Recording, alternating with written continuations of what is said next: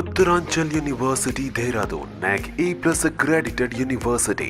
ప్రస్తుతం మనం mills colony police station దగ్గర ఉన్నామండి. అయితే ఇక్కడ తల్లిదండ్రులు ఉన్నారు, కీర్తన వాళ్ళ తల్లిదండ్రులు. వారిని అడిగి తెలుసుకుందాం.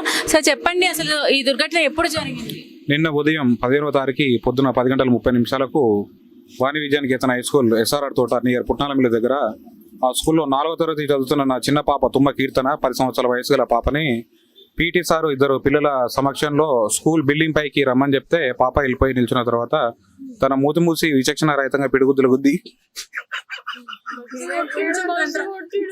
అది మేము చూసాం పాపను. మాకు కూడా అది చాలా దారుణంగా అనిపించింది. ఆ దెబ్బలు చూస్తే మేమే తట్టుకోలేకపోయాము. పిడుగుద్దులు గుద్ది మూతి మూసి బొత్తలు కొట్టి తొక్కేసి ఒక 5 నిమిషాలు కంటిన్యూ కొడితే వీపు మొత్తం రక్తం పేరకపోయి విచక్షణ రహితంగా ఉన్న పాపను మళ్ళా తీసుకొచ్చి అందులో కూర్చోబెట్టి క్లాసులో కూర్చోబెట్టి ప్రతి 10 నిమిషాలకు ఒకసారి వచ్చి మీరు కనుక మీ తల్లిదండ్రులు కానీ తండ్రిలో కానీ ఎవరైనా చెప్తే మళ్ళీ రేపు పొద్దున ఇదే పరిస్థితి రిపీట్ అవుతుంది అన్నది. దాని తర్వాత మేఘన టీచర్ అట, తను కూడా వచ్చేసి ఈ విషయం బయట కనుక తెలిస్తే ఇంకా రేపటి నుంచి నీకు ఇంకా తీవ్రంగా ఉంటుంది. అసలు మా పాప ఒక ఇద్దరు టీచర్లు కలిసి మా పాప మీద 4వ తరగతి చదువుతున్న పాప మీద కక్ష కట్టడానికి కారణం ఏంటిది? వాళ్ళు ఏం చేసుకుంటున్నారు? నా పాప తెలియని వయసులో ఏం చూసింది? మా పాపని అడిగితే డాడీ నేను ఏం చూడలేదు, నాకు ఏం స్ట్రైక్ కాలేదు, కాకపోతే వాళ్ళు భయపడుతున్నారు నేను ఏదో చూసినట్టంటే అసలు ఈ టీచర్ ఈ సార్ స్కూల్లో ఏం చేస్తున్నారు? నా పాప ఏం చేస్తుంది? నా పాపను ఒక రకంగా చెప్పాలంటే నా ఆత్మసాక్షిగా ఒక తండ్రిగా నేను ఎలా ఫీల్ అవుతున్నానంటే నిన్న 100% అటెంటివ్ మర్డర్ జరిగింది. వాడికి ధైర్యం లేక పాపను స్కూల్ నుంచి లేపి ఒక క్షణం ఆగి ఇసిపెట్టేశాడు. లేకపోతే నా పాప ఎన్నో చూస్తున్నాం, స్కూల్లో మెట్లపై నుంచి పాప పడిపోయి జారిపోయి పడిందనే సంఘటన నిన్న యథావిధిగా తో ఈవినింగ్ టైం వచ్చిన తర్వాత పాప చెప్పడానికి భయపడ్డది, గోడలు పట్టుకొని నడుస్తుంది, అటు ఇటు అనీజ్గా ఉంటే ఇలా తల్లి అడిగితే ఏం లేదంటే స్నానం చేసి డల్లుగున్న హాస్పిటల్ తీసుకెళ్తా అంటే అప్పుడు డ్రెస్ చెప్పిన తర్వాత ఇవన్నీ మొత్తం కమిలిపోయి ఎటు కదలస్తలేదు. ఇక పాపకు విచక్షణ రహితంగా ఉన్నది, ఇది బలిగిపోయింది, తంతున్నది, ఏమనంటే ఇట్లా దాచుకుంది.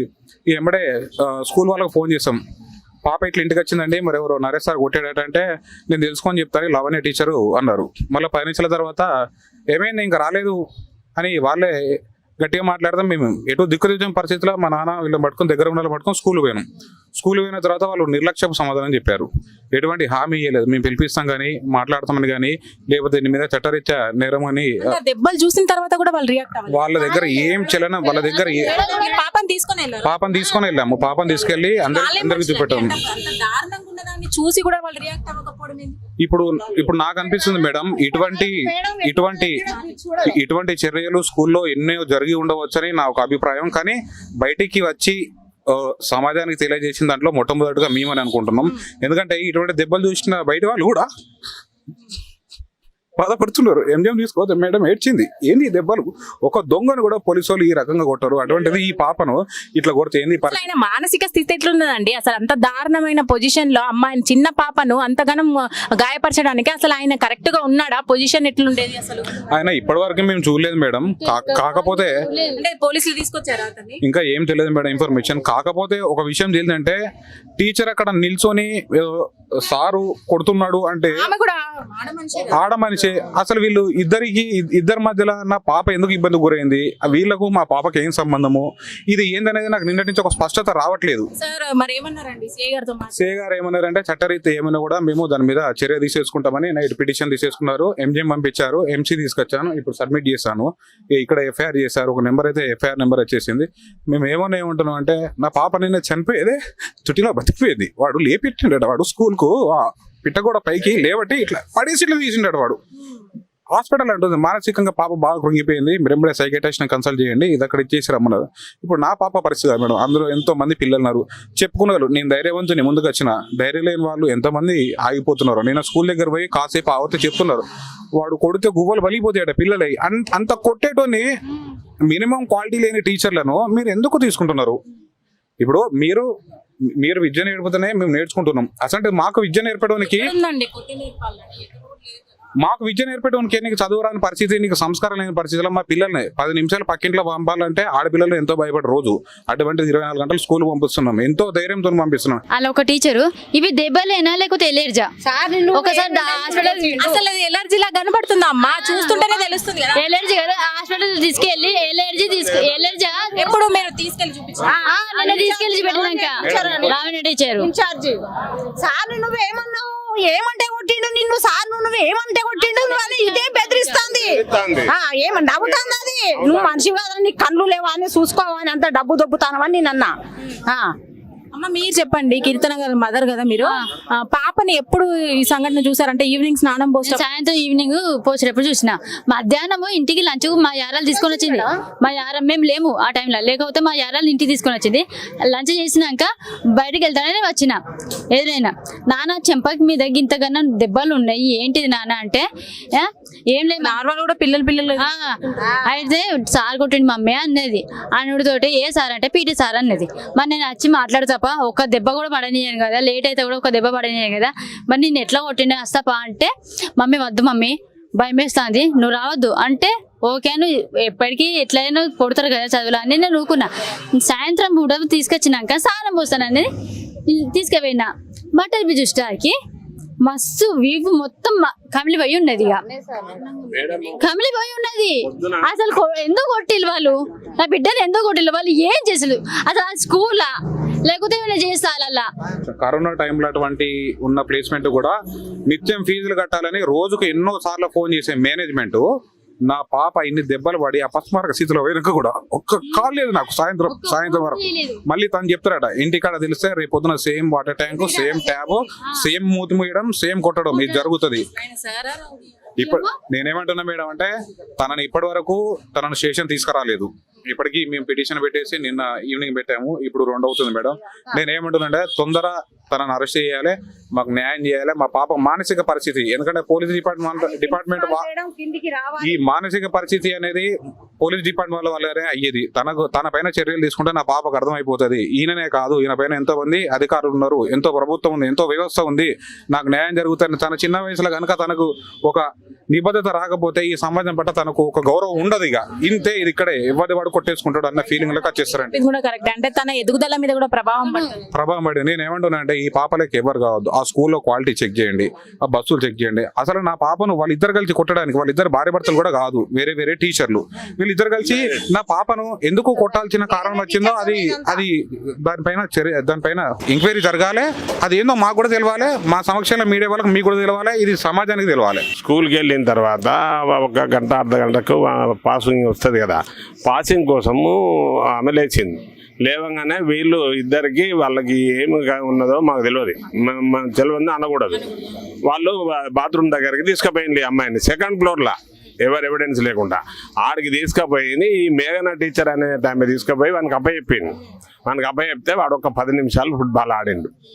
ఆడిన తర్వాత మొత్తం అయిపోయినాక మళ్ళీ వీళ్ళిద్దరు కలిసి ఇది మీ నాయనకు కానీ వాళ్ళ తాతను నేను మీ తాతకు కానీ ఎవరికన్నా చెప్పినాం అనుకో, మీ తాతకు తెలిసిన దానికంటే ఇంకా మాకు మీద పెద్దోళ్ళు ఎరికే, మీరు బట్టలు చదువుకొని రెడీగా ఉండండి, ఎల్లుండి రేపు తెలితే ఎల్లుండి మీరు వెళ్ళిపోవాలి అని చెప్పి ఈ మేఘన టీచరు బెదిరించిందట. ఇది అక్కడి వరకు జరిగింది. వీళ్ళు లేరు, ఇంటికి వచ్చిన తర్వాత నేనే పెరుగు పోసి దగ్గర కూర్చుండబెట్టి భోజనం పెట్టించినప్పుడు దెబ్బలు ఉన్నాయి, మాకు తెలియదు లోపల, చెప్పలే భయపడ్డది.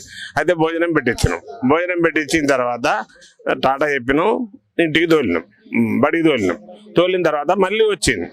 అయిపోయినాక వచ్చిన తర్వాత డ్రెస్ మారవాలి కదా, డ్రెస్ మారవడానికి కోసము స్నానం చేయించడానికి కోసము డ్రెస్ తీసినటువంటి క్రమంలో అప్పుడు ఈ దెబ్బలన్నీ ఒప్పించినాయి. ఈ దెబ్బలన్నీ ఏంటి అని విచారణ చేసాడు మా వాడు. వెంటనే విచారణ చేసి నాకు వెంటనే ఫోన్ చేయగానే నేను ఎంబడే వచ్చిన.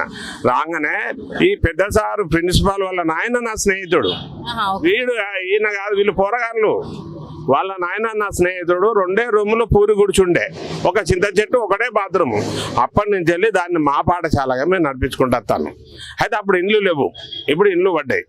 అట్లా నడిపించుకుంటూ వచ్చిన తర్వాత క్రమేణా పెద్దగా అయింది, ఒక విద్యాలయం అయింది. మాకు చాలా అందరికీ సంతోషమే, మంచి విద్యాలయమే. సారుకు నేను మర్యాదపూర్వకంగా మాట్లాడుతున్నా, నువ్వు దయచేసి బయటికి పో, నువ్వు ఇట్లనే మాట్లాడితే నేను ఏదన్నా అంటే తప్పు అవుతుంది, నువ్వు ఆడదాని అవుతావు, నీకు నరేష్కు ఆయనకు నీకు ఉన్న సంబంధం ఏందని నేను అనుకో, ఇది విషయం బాగా పెద్దగా పోతుంది. కాకపోతే పాప విషయంలో వాళ్ళు ప్రవర్తించిన ప్రవర్తన అది కరెక్ట్ కాదు, దానికోసం మనం న్యాయం జరగాలని పోరాడాలి. మీరు వెళ్ళిపోండి అన్న, ఆయన కూడా వెళ్ళిపోతలేదు. వీళ్ళకి ఊరికే సపోర్ట్ చేస్తేనే మరి ప్రిన్సిపల్ గారు మీకు సపోర్ట్ చేస్తా అన్నారు కదా, ఇప్పుడు వచ్చారండి ఇక్కడికి? రాలేదు, ఆగు, ఇంతవరకు రాలేదు.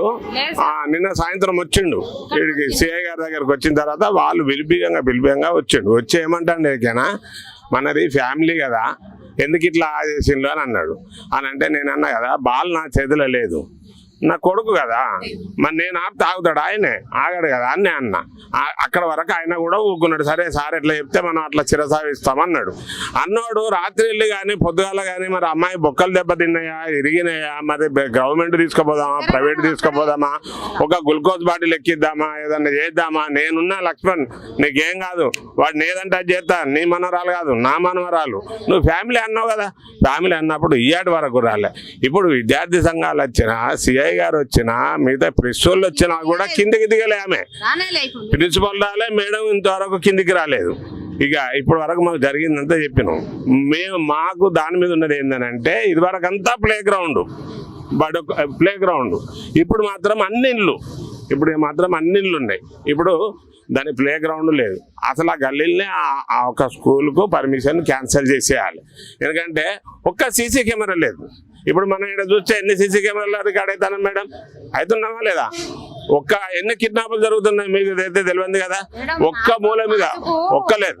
విద్యార్థి లేనే లేదు. వాళ్ళు మన ఈ స్కూల్లో చదివిన అమ్మాయిలు అబ్బాయిలే వీళ్ళకు పిల్లలకు చెప్పారు. 10th క్లాస్ వాళ్ళకైనా 8వ తరగతి వాళ్ళకైనా మనకంటే చిన్న క్లాస్ వాళ్ళు చెప్పుడే. టీచర్లు బందోబస్తు టీచర్ లేరు, బాగా చదువుకున్న వాళ్ళు లేరు. ఆ మేడం మన ముందుకు కిందికి రావాలి, ప్రిన్సిపాల్ రావాలి, మన ఒక్కడ 5 నిమిషాలు మనకు అప్పచెప్పాలి,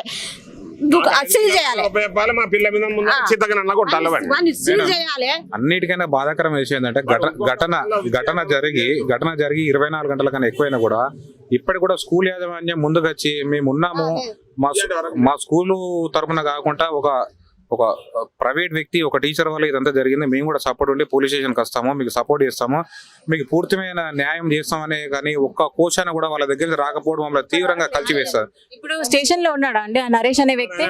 ఇప్పుడు మాకు ఉన్నాడు లేడు అనే విషయం ఏది తెలియజేయట్లేదు మేడం. చూస్తున్నారు కదా, అయితే కీర్తన గారు ఆ పాప వాళ్ళ తల్లిదండ్రులతో అయితే మనం మాట్లాడాము. అయితే వీళ్ళు చెప్తున్న ప్రకారం అయితే ఒక రోజు గడిచిపోయింది, నిన్న పొద్దున ఈ సంఘటన జరిగింది. అయితే సాయంత్రం వరకు కూడా పాప భయపడింది చెప్పడానికి. అయితే వాళ్ళు బెదిరించాడు, అతను ఇంకొక టీచర్ తో కలిసి ఆ పాపను బెదిరించడం జరిగిందని చెప్తున్నారు. అయితే అందుకని పాప దాచిపెట్టడం జరిగింది. కాకపోతే స్నానం చేసే క్రమంలో తల్లి చూసి ఇట్లాంటి సంఘటనను అసలు బయటకు తీసుకురావాలి, ఆ పాపకు అన్యాయం జరిగింది అని పాప తల్లిదండ్రులు స్కూల్ కి వెళ్ళడం జరిగిందంట. అయితే ప్రిన్సిపాల్ ని అడగడం జరిగిందంట, ఏం జరిగిందని తెలుసుకునే ప్రయత్నంలో ప్రిన్సిపాల్ అంటే ఒకసారి సాయం చేస్తాను అంటే నేను దీన్ని బయటికి తీసుకొస్తాను, అసలు నిజాలను బయటికి తీసుకొస్తానని చెప్పాడంట. మళ్ళీ తర్వాత ఇప్పుడు 24 గంటలు జరిగిన ఇక్కడి వరకు కూడా ఎవ్వరు కూడా స్పందించట్లేదని వీళ్ళైతే వాపోతున్నారు. అయితే స్టేషన్ కి అయితే వెళ్దాము, ఒకసారి సీఏ గారితో మాట్లాడే ప్రయత్నం చేద్దాం. అసలు దీని గురించి ఎలా చేస్తున్నారు, ఇంటరాగేషన్ ఎంత వరకు ఉంది, వీళ్ళ పరిస్థితి ఎలా ఉందనేది తెలుసుకునే ప్రయత్నం అయితే చేద్దాం. సుమన్ టీవీలో మీ పర్సనల్ అండ్ బిజినెస్ ప్రమోషన్స్ కోసం కింది నెంబర్ కి కాంటాక్ట్ చేయండి.